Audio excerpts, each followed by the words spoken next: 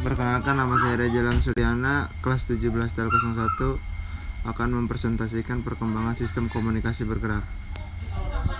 Perkembangan teknologi elektronika dalam perangkat keras yang semakin lama semakin kecil bentuknya dan semakin canggih bekerjanya mendorong perkembangan yang pesat pula dalam sistem komunikasi bergerak.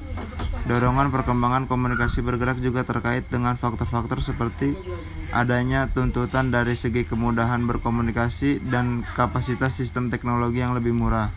Ukuran fisik sistem dan piranti yang lebih kecil dengan peningkatan kemampuan komunikasi yang sedang mungkin mendekati kemampuan komunikasi yang menggunakan transmisi kabel yang berdimensi multimedia seperti suara, data, grafik, dan gambar.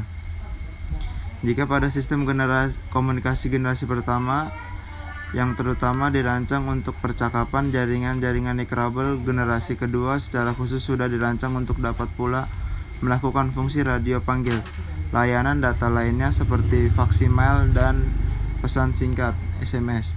Sistem nirkabel pada tahap generasi kedua atau bisa disebut dengan 2G sudah menerapkan modulasi digital dengan kemampuan pemrosesan panggilan yang telah dikembangkan lagi. Contohnya adalah sistem GSM, sistem standar digital TDMA dan CDMA Amerika Serikat, atau sesuai dengan nama yang diberikan oleh Asosiasi Industri Telekomunikasi Amerika, yakni IS-54 dan IS-95.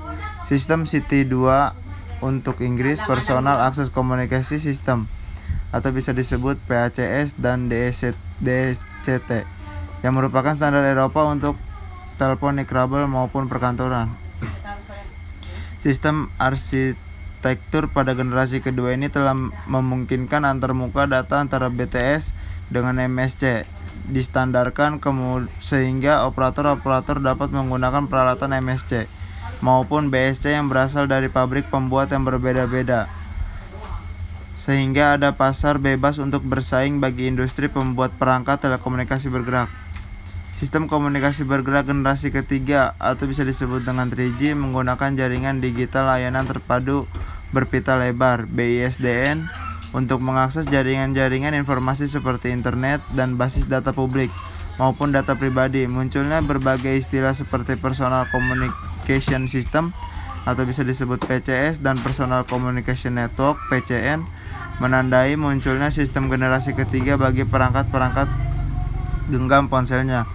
Nama lain dari PCS ini termasuk Future Public Land Mobile Telecommunication System atau disebut FPLMTS untuk penggunaan di seluruh dunia, yang juga dikenal dengan nama International Mobile Telecommunication 2000 atau disebut IMT 2000 dan Universal Mobile Telecommunication System UMTS.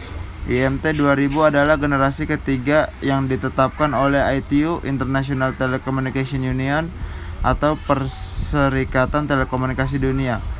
Teknologi sistem komunikasi nirkabel generasi keempat atau bisa disebut 4G masih mengambil beberapa teknologi yang belum matang karena masih dikembang. Kunci di antaranya adalah antena BTS yang memiliki karakter dandanan adaptif. Antena yang adaptif ini mampu menyediakan penguatan yang tinggi sehingga dapat mengoptimalkan ukuran ponselnya dan komunikasi dayanya, serta akan memperkecil kemungkinan terjadinya interferensi dari perangkat-perangkat atau terminal-terminal dan lain dalam wilayah sel yang sama.